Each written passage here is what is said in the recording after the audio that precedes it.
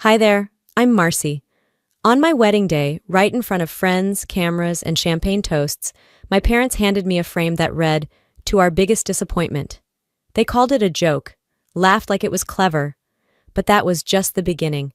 They'd already stolen my ideas, used my money behind my back, and twisted my silence into a weapon. And I let it happen. For years. Why? Because I thought love meant staying quiet. There's something eerie about Southern silence. It stretches long, like the moss-covered oaks hanging low over the grounds of Willow Creek Manor. Beautiful, deliberate, and hiding more than it shows. That's exactly how the day felt. My wedding day. Savannah in late spring is the kind of picturesque people book photographers for, but that day felt like something else, like a stage set too perfectly. The sky was gold, the strings played soft, and I smiled until my jaw ached. Everyone assumed I was the kind of bride who'd cry tears of joy at the altar. Instead, I was just trying to keep my hands from trembling. Jonas looked at me like I was magic. That part was real. He held my hand through the entire ceremony like it tethered him to this world. If I had any doubt left about saying yes, he erased it with one look when the officiant asked if I was ready to begin again. And yet, deep inside me, there was a knot that hadn't loosened in years. It was tied to something no wedding could fix. My family. I should have known better than to expect anything different. I'd convinced myself maybe, just maybe, they'd show up for me like I'd shown up for them all these years.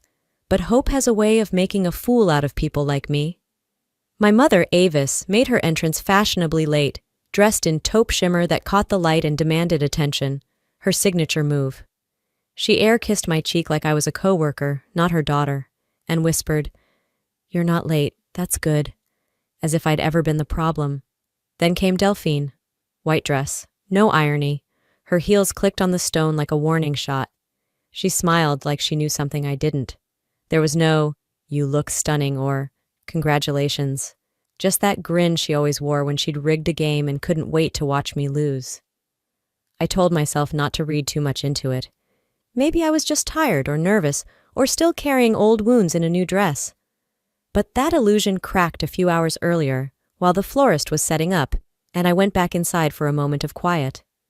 Passing the kitchen hallway, I heard her voice, clear as glass. "Wait till she sees it. She'll either cry or combust." My mother's chuckle followed. "It's just cheeky. She'll survive." I froze. I wanted to confront them, to scream, "What did you do?" But instead, I did what I'd always done. I swallowed it. Smiled when the planner asked if I wanted to see the cake table again. Said no, returned to the mirror and touched up my blush. Survival mode, my oldest skill. Hours later, the ceremony wrapped. Toasts were made. Everyone clapped a little too loudly.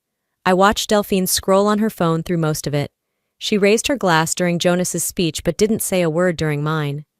And then, as the reception moved into the courtyard, came the moment I'll never forget. It was Delphine, of course, who handed the gift to the MC. A neatly wrapped box with cream paper and gold trim. The card read, "From Mom and Delphine." Cute!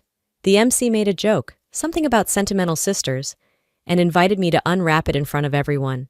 I didn't want to. Every cell in my body said don't. But too many eyes were on me. I smiled, peeled back the paper, and opened the box. It was a wooden frame. Thick, heavy. The kind people hang in hallways or above mantels, and engraved across the top in polished brass letters, "To our biggest disappointment, finally settling." I stared. The words didn't compute at first. My breath caught in my throat. For a second, I thought maybe I'd misread it. A prank, something from another table. But no. Delphine was filming me. Her phone tilted at an angle she'd practiced. "It's just a joke," she called out, her voice bright like confetti. A few guests laughed, nervously. Jonas stood still, shoulders tight, eyes locked on the frame. My father looked at his plate. My mother smiled like it was some edgy Hallmark moment. I didn't say a word. I placed the frame gently on the dessert table, right beside the lemon tarts my mother insisted we include because they're classic. Then I turned back to the crowd and said, "Thank you. That's it. No scene, no tears. Just a thank you with a smile so calm it made Delphine lower her phone. But inside me, something flipped. I wasn't hurt. I was done. People like them don't use knives. They use moments, public ones they can later rewrite as jokes. They laugh while you bleed and then ask why you're being dramatic. They didn't know I'd heard them earlier. They didn't expect me to stand tall, let alone smile. But what they really didn't expect was that this wedding wasn't the beginning of us. It was the beginning of me, without them. I looked around at the guests. The lights shimmered. The music played. The air smelled of roses and champagne. But something new had entered my lungs. Something clean. It was the scent of truth. I whispered to myself just under my breath, "You don't get to do this again." They thought this was a cute way to remind me where I stood. What they didn't realize was, it marked the last time I'd stand quietly. By the time Jonas and I reached the hotel, the silence had taken on a different weight. It wasn't the quiet you get after a party winds down. It was heavier, like something had been stripped clean and left bare, the kind of stillness that doesn't comfort but confirms. He fell asleep fast, suit jacket still tossed over the chair, shoes kicked half under the bed. I let him rest. He'd done his part. He was the calm to my chaos tonight, and I knew this wasn't his battle. Not yet. I sat by the window in a white robe that didn't feel like mine.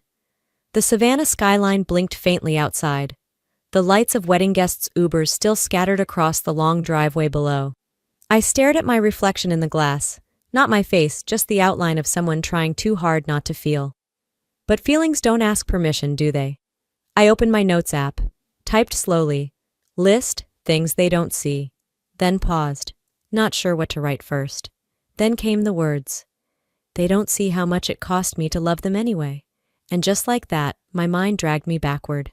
1 year earlier. It was mid-October. Atlanta was cooling down, and I had just wrapped a funding pitch for a beach retreat brand I'd been working on for almost 8 months. Everything was finally aligning. My vision, my capital, my projections. I remember sitting at my dining table, sipping lukewarm coffee and adjusting the last deck slide when the phone rang. It was my mother. She never called during the day. Her voice cracked before I even said hello. She talked about overdue property taxes, refinancing gone sideways, and how they might lose the lake place if something didn't change. I could hear her pacing. Her breath was shallow. She said she didn't want to ask, but she had no one else. And I didn't hesitate. Of course I didn't. I told her I'd transfer 40 grand that afternoon. She gasped, "Oh, baby, you don't have to." But we both knew she expected I would. That was the role I played. I also sent her the PDF proposal, titled Coastal Reset. It was clean, light, filled with natural tones and glass accents, a space designed for creative restoration. I had poured myself into it. "Maybe if y'all end up keeping the house," I wrote in the email, "this could be the vibe to help rejuvenate it." She never replied to that part. 6 months later, I was scrolling through Instagram during a client flight delay when a photo stopped me cold. There it was. Delphine in a linen jumpsuit, standing in front of a freshly renovated beach house. Caption, "My healing home reveal. Every element was mine." The wicker pendant lights, the sage green backsplash tile, the oversized canvas art from a local artist I'd featured in my deck. And the kicker? Tagline across the top of the reel. "A space to finally be free." I didn't cry. I didn't even blink. I just stared at the screen as the comments flooded in. "OMG, this is a dream. You're such a visionary, Delphine. How do you come up with this stuff?" I checked my email history, opened that message to Mom. The timestamp, 9:32 a.m. The forward to Delphine, 9:54 a.m., 22 minutes. That's all it took for my trust to become her blueprint. I locked my phone, took 3 slow breaths, told myself I must be overthinking. Surely they didn't mean it like that. That lie lasted exactly 1 week. Irina, my cousin on my dad's side, the one who never showed up to drama but always saw everything, texted me a screenshot late one evening. It was from the family group chat I wasn't included in. "Delphine, Mom really came through with that layout. Judelle, that beach house is such a vibe, total upgrade. Cairo, LOL, manifesting with other people's brains." Message liked by both Delphine and Mom. I didn't reply. Not to Irina, not to anyone. I just saved the image to a folder I titled, clarity. Then I whispered to no one, "That's the cost of my silence." Jonas stirred in the bed behind me. I looked back at him, peaceful and untouched by all this. I wondered what he'd say if he knew, if he'd look at me differently, if he'd ask why I never said anything. I already knew the answer, because I kept hoping they'd stop, if I just kept being useful. But tonight, under the soft hum of the hotel mini fridge, something shifted.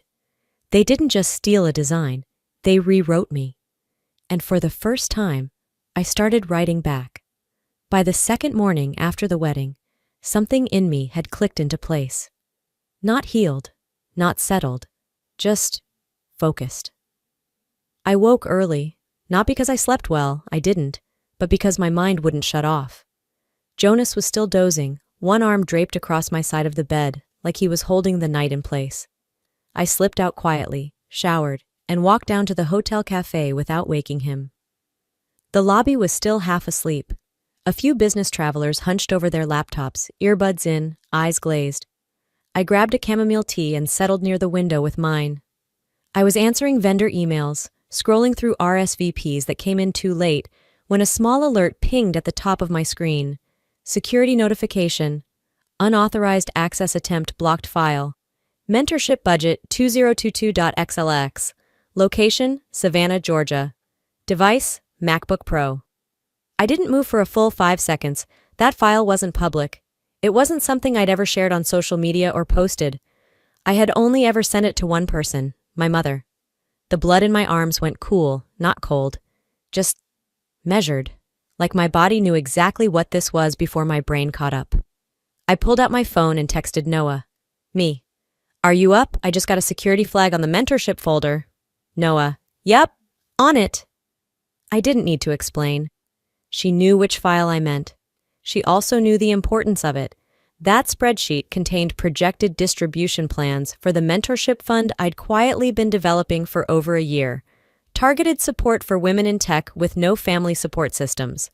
Confidential donor info. Expansion roadmaps. Financial commitments.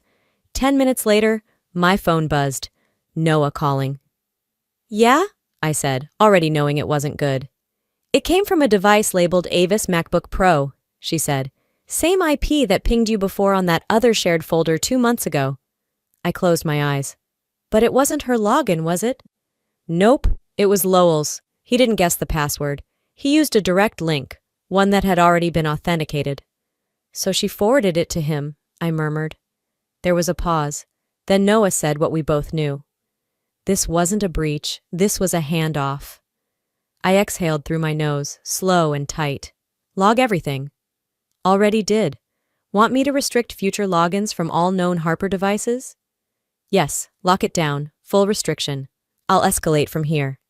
We ended the call, but the silence after felt like a vacuum, pulling every old memory into its center. I opened my sent mail, found the original email. It was dated 6 months ago. Subject line, thought you'd be proud of this. I had written, Hi Mom, just wanted to share what I've been working on. You always said I should do something that helps people. This mentorship fund is what I've built. Hope you're proud. Attached were the documents, the notes, and the private folder link. There was never a reply, not even a got it. And now, somehow, my younger brother Lowell, who once failed sophomore year for plagiarizing someone else's essay, had tried to open that exact file. I stared at the email thread for a long while. Then I opened a new folder on my desktop. Family, use, and tracking inside it, I created subfolders, forward logs, access records, legal prep, voice notes. I copied Noah's report into the appropriate folder. I added the original email, took a screenshot of the alert, labeled it all meticulously, time, date, source, device. I wasn't angry, not in the way they'd expect. I wasn't throwing my phone or sobbing into a pillow. I was charting, documenting, preserving. If they saw me as a vault to extract from, I'd become a vault that tracks the extraction. They always used my silence as proof of agreement. But silence isn't agreement. It's often just delay. Jonas texted me as I was labeling the last file. Still sleeping, you okay? Want coffee upstairs? I replied, Give me 20. I'm finishing something. He didn't ask what. I loved that about him. He respected boundaries that my own family never even noticed existed. I sat back, letting the last of the tea go cold. It was never about just the money. It was the assumption behind it, the entitlement to anything I created, the quiet belief that because I was capable, I must also be available, and because I was calm, I must be complicit. I looked out the window, the morning light bleeding through the gauzy curtains. I wasn't looking for a fight, but I wasn't going to be a folder someone could just open anymore. 3 days after the wedding, I found myself seated at Delphine's patio table under a cream umbrella with tassels that matched the napkins. The air smelled like sugared citrus and curated effort. She was hosting brunch for what she called the inner circle, a mix of influencers, local creatives, and whoever she wanted to impress this week. Jonas came with me, though I could tell he hated every second of it. I didn't blame him. The brunch wasn't about food or connection. It was a theater, and I was the unwilling centerpiece. Peach mimosas sparkled in vintage coupes, soft jazz drifted from a Bluetooth speaker, and everyone looked like they were waiting for something to happen. Delphine wore a flowing ivory jumpsuit, again suspiciously bridal. She moved around the table like a host on a lifestyle network. When she finally made it to my side, she handed me a gift, wrapped perfectly, down to the satin ribbon. "This is just a little something," she said, her voice sing-song and loud enough for others to hear. "Thought it might help with all that pressure you've been under." My stomach dipped. I untied the ribbon carefully. Inside was a hardcover book, pristine. Emotional Regulation for Difficult Women. I blinked once, then twice. A few people chuckled. One woman said, "That's actually a great read. I saw it on Reese's list." Someone else murmured, "Bold choice," and bit into a croissant like it was none of their business, because to them, it wasn't. Delphine just smiled. Even Mom let out a light laugh. "She's always been spirited. Maybe it'll give her some tools." I gripped the edges of the book like it might explode, and then I smiled, the kind of smile that's quiet and tight, the kind people mistake for graciousness. But Jonas knew. He reached under the table and touched my knee once, firmly. "Thanks," I said. My voice didn't shake. How thoughtful. The table moved on. The attention drifted. But I stayed seated inside that moment like it was a glass room. I used to believe composure was strength. I thought if I didn't flinch, I won. But that day I realized something else. Composure is just silence that learned how to dress. I carried that book home like it weighed nothing, but it stayed in my lap the entire drive.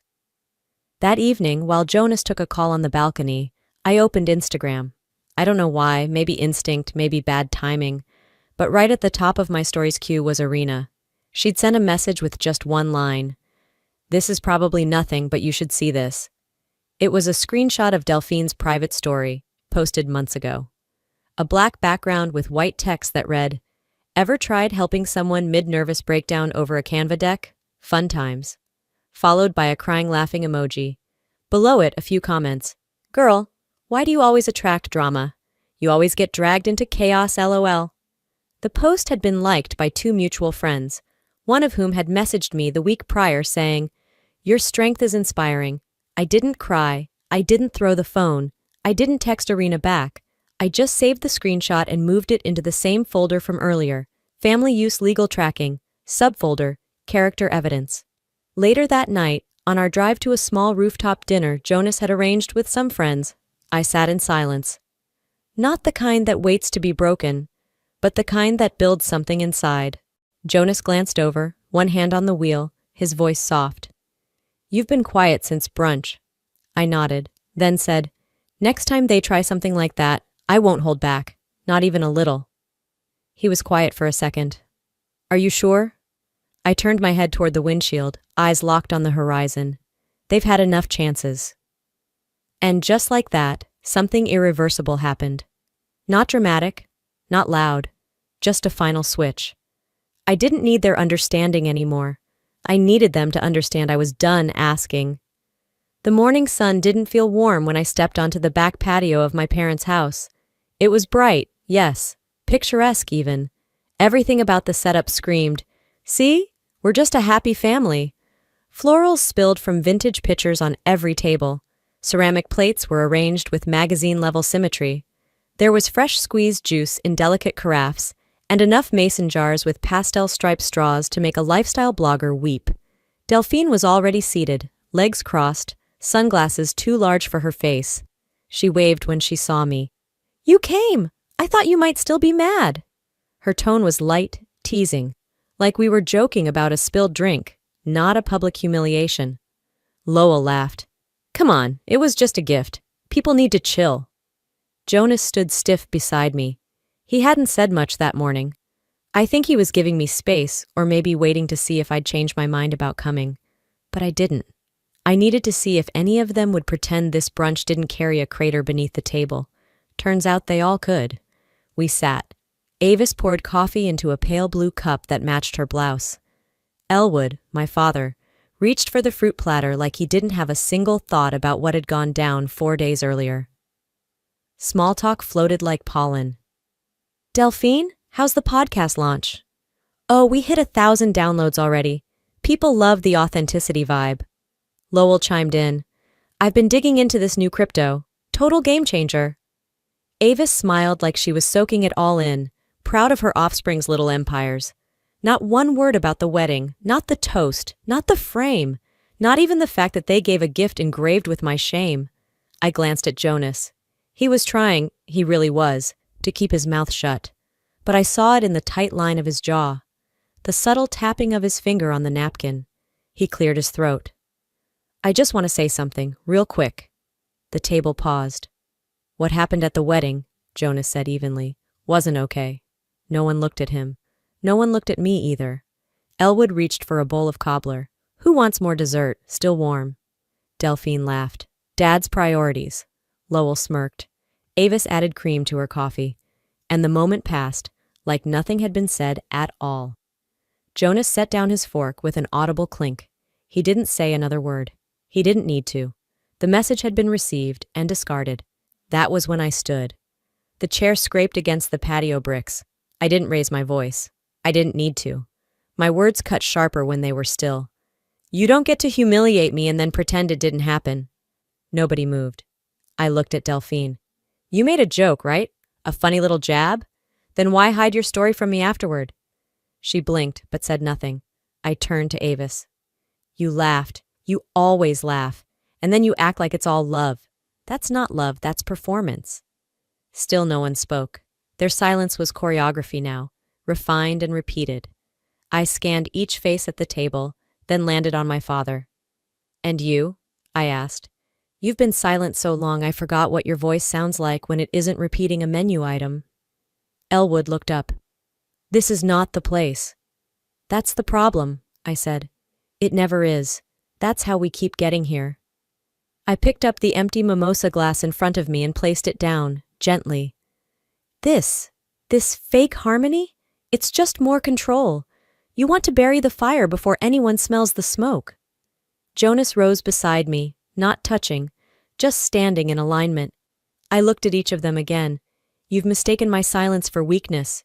But here's the truth. Silence is your currency, not mine, and I'm broke."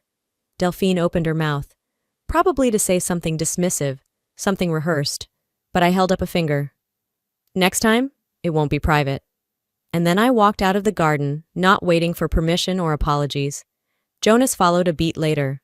Behind me, I heard Elwood say, "Let her go. She'll cool off." They always said that. They never noticed I wasn't boiling anymore. I was done. The next evening, I was in my hotel room, the sky outside bruised with the last strokes of dusk. I'd kicked off my shoes, pulled my laptop onto my thighs, and was halfway through organizing the folder labeled Family Use Legal Tracking when my phone buzzed. A message from Kayla, an old college friend I hadn't spoken to in nearly a year. "Hey, is this about you?" No context, just a link. The thumbnail alone made my chest tighten. A podcast banner in soft beige tones with 2 hosts smiling like therapists who drank green juice for breakfast. The title? When Love Isn't Enough, Navigating Family with Narcissists. I clicked. There she was, Delphine, my sister, her voice all warmth and humility. Not every story has a clear villain. Sometimes people are just damaged, and they drag others into their chaos. The host murmured something about boundaries and empathy. Delphine continued, softer now. Some people make themselves so hard to love, and then call it loneliness. They don't realize the bridge burnt behind them wasn't sabotage. It was self-preservation. I sat completely still. She never said my name. She didn't have to. Anyone who knew us would know exactly who she meant. The recent wedding, the brunch, the quirky frame. It was all fresh in everyone's mind. I closed the podcast app, heart pounding, not with sadness, but with an icy sort of rage. By the time I opened Instagram, I already knew what I'd find. A carousel post from Delphine. The first photo, us as kids, sitting by a lake. The second, her crying into a tissue, perfectly lit. The third, a sunset over the beach house. Caption: family wounds are the hardest. I tried to love her, even when she made it unbearable. Healing doesn't always mean reconciliation. The comments were already piling up. Wow, so raw. You're brave for speaking your truth. She sounds toxic AF. You deserve peace, girl. It was like watching my own reflection get erased in real time. And the worst part? They believed her. The curated sadness, the soft voice, the carefully chosen phrases like emotionally volatile and trying so hard. All of it woven into a story that made her the survivor and me the storm. I wasn't angry because she lied. I was angry because she lied so well. I minimized the window and reached for my laptop. The folder was still open, its title now feeling more prophetic than practical. Family use, legal tracking. I clicked into it, breathing slow. My fingers moved without hesitation. I opened the PDF with my financial contributions, the forwarded emails, the deck she'd used for the beach house, the spreadsheet Lowell accessed, attached each to a single email. Addressed it to a woman I knew from a tech equity panel last year, someone who'd once told me, when you're ready to tell your story, tell it to someone who won't flinch. Subject: when the villain speaks first. Body: I'm done protecting the narrative. Here's mine. I clicked send. Then I leaned back and waited. An hour later, I posted one tweet. No hashtags, no threads, no drama, just, silence doesn't mean guilt, it means exhaustion, receipts incoming. Within minutes, my notifications exploded. Retweets, DMs, mentions from people I didn't even know followed me. Jonas walked in from grabbing dinner, setting down a takeout bag from the Thai place down the street. He stopped mid-step when he saw my face. You okay? I tilted the laptop toward him so he could see the tweet. He blinked. Did you just go live? I nodded. No more whispers. Let them hear me roar. He didn't say anything else, just came around the couch and sat beside me, close enough that our shoulders touched. That was his way of saying he was with me. No speech, no strategy, just presence. My phone buzzed again. This time, a text from Marina. Delphine's freaking out. Just saw your tweet. She's trying to get ahead of it. I almost smiled. For once, she wasn't 5 steps ahead. She was behind, panicked, reacting, and I wasn't afraid of her anymore. The Harper Foundation gala glittered like a snow globe shaken just for show. Glass walls, golden centerpieces, a string quartet playing jazz renditions of pop hits. I walked in with Jonas beside me, our steps aligned, our hands loose but close. Delphine was already at the mic. She wore a satin navy gown and her favorite expression, remorseful hero. Her voice, velvet-wrapped, floated through the crowd. Healing, she said, starts with telling the truth, even when it's hard, even when it paints you in an unflattering light. The audience clapped, polite, detached. I scanned the room, women in heels balancing tiny hors d'oeuvres, men sipping bourbon and glancing at their phones. My tweet was still trending. Screens lit up around us like fireflies. They'd seen it. They knew. And she knew I was here. Jonas leaned in. Ready? I nodded. Let's find our seats. This should be interesting. We passed a cluster of community leaders and sponsors. Some nodded, others avoided eye contact. Delphine caught sight of us and smiled like nothing had happened, that same damn smile she wore when she gave me the frame. The host announced, "Up next, we're honored to welcome Marcy Harper to speak on women's leadership and resilience." As I stepped forward, my mother leaned toward me. "Keep it classy," she whispered. You've said enough already. I turned slightly. Have I? The mic felt colder than I expected. I wrapped my fingers around it, grounding myself. Thank you, I began, scanning the room. Tonight's about women who lead, and what they overcome to do it. I paused. I used to believe silence was strength, that enduring pain without protest was noble, but I've learned silence is also how harm survives. A murmur swept through the crowd. Phones lifted. Some started recording. I won't waste your time with vague empowerment phrases. I'm going to be direct. I looked out at the sea of faces, some familiar, some judgmental, some hopeful. 2 weeks ago, I was publicly mocked at my own wedding. A gift, engraved with biggest disappointment, was presented to me by my family. Delphine's face froze. I've been called difficult, emotional, dramatic. These are the tools people use to discredit women who won't stay quiet. Someone in the back gasped audibly. My sister recorded a podcast about a narcissistic sibling. She never said my name but didn't have to. Then posted a carousel of curated sympathy, painting herself as the victim. Delphine took a step forward. Marcy. Jonas stood. His voice was calm, firm. Let her speak. You've had your turn. The room went silent. My mother motioned to the host, whispering something behind her hand. I didn't care. I've got receipts, I continued.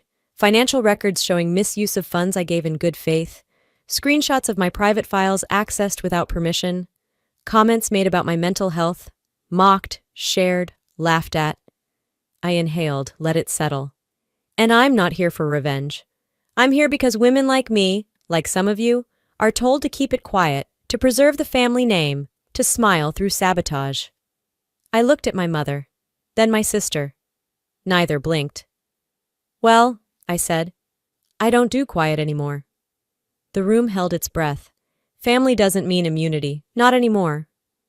I handed the mic back to the host and walked off stage. Jonas met me halfway, hand outstretched. Not to pull me, just to meet me. The applause started as a whisper, then grew louder. Some clapped out of shock. Others, because they knew. Delphine turned and walked out, her heels clicking like punctuation marks on marble. Avis sat stone still. Elwood adjusted his cufflinks. The show was over, but I wasn't acting anymore. They always expected me to break. I did, just not the way they hoped. 3 days after the gala, I sat at my kitchen island in Atlanta, barefoot, hair tied back, sipping from a chipped mug that still read Best Daughter. The irony wasn't lost on me, but it was the biggest cup I had, and this morning, I needed more caffeine than sentiment. My inbox was flooded, subject lines blinking like tiny sirens. Brand terminates partnership with Delphine Harper.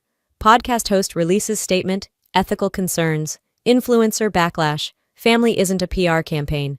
No phone call, no apology, just digital vanishing acts. Delphine had gone quiet. Posts archived, comments off, stories deleted. Avis hadn't been tagged in any family photo roundups this week. Even distant cousins started unfollowing. They didn't apologize.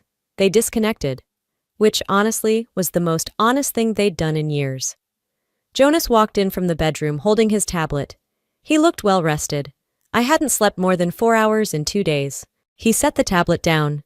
Noah sent the full log file. Everything's timestamped and clean. I turned the screen toward me. There it was, the IP trail, the access attempts, the forwarded links, the name Lowell Harper attached to the login. Same device ID as Avis's MacBook. The same link I sent her 10 months ago. I had built something good. My own company, my mentorship deck, my design plans, and they'd pass them around like party favors. Jonas clicked into a folder labeled Legal, where Noah had uploaded her report. You ready to file? I didn't flinch. Yes. We submitted the digital privacy breach with the appropriate agency. It was surgical, quiet, but not invisible. No threats, no grandstanding, just facts. That night, I opened my shared drive and started purging. First, I revoked access for Avis, Lowell, and even the old email Delphine had once begged me to just include, in case she ever wanted to support my work. I removed them from archived projects, financial access points, and advisory boards. They wouldn't be borrowing my light again. Not to warm themselves or to shine on their narratives, I deleted the old Harper family share drive and replaced it with a clean version labeled Forward Only. Then I pulled up my company's leadership page and edited my bio. Removed any reference to daughter of local philanthropists. That title had expired. Late into the night, while Jonas read beside me, I drafted a post. Not a takedown, a boundary. I titled it, "This isn't about revenge, it's about recovery." I uploaded redacted screenshots, blurred names, intact timelines. I wrote, "Sometimes what looks like silence is really just survival. I didn't go public to punish anyone. I spoke up because protecting your dignity should never feel like betrayal." I attached the screenshot of Delphine's mocking, nervous breakdown post and added, "This is what erasure looks like, dressed in likes and filters." I posted it to Medium and linked it on my professional page. Then I shut my laptop. The post went viral overnight. Not celebrity viral, real viral. People, women especially, messaged me. "Thank you for this." I thought I was the only one whose family weaponized silence. This helped me walk away. It didn't feel like vindication. It felt like oxygen. The next morning, I walked into my studio and lit a candle by the window. Not a ritual, a reminder. I hadn't burned the house down. I just stopped letting it trap me. It had been 2 quiet weeks since the gala. Not silent, just still. The kind of stillness that settles in after everything breaks loose. Like the hush after a thunderstorm, when the sky stops cracking open and just hangs, gray but calm. The leaves barely move. The puddles mirror a sky that seems unsure of how to begin again. That morning, I woke up to the soft patter of spring rain on my windows in Atlanta. Light, rhythmic, cleansing. The kind of rain that doesn't demand attention, but invites reflection. I didn't mind it. I brewed my coffee slowly, letting the ritual pull me into the present. No rush, no urgency. Just me, the soft sound of the rain, and the hum of a city that hadn't yet opened its eyes. I settled at my desk, pulled my robe tighter around me, opened my laptop, and began scrolling through emails. Most were the usual clutter: newsletters, invoices, a few messages from mentees. And then I saw her name. Subject line, "Still family." I didn't open it right away. I just stared at it, heart suddenly tight in my chest. The cursor hovered, waiting on me. The steam from my mug curled upward, wrapping itself around the silence like it wanted to hold the moment with me. I sat like that for a while. Maybe 10 seconds, maybe 20 minutes. Long enough for the coffee to cool slightly. Eventually I clicked. "I've always loved you, even when you couldn't see it.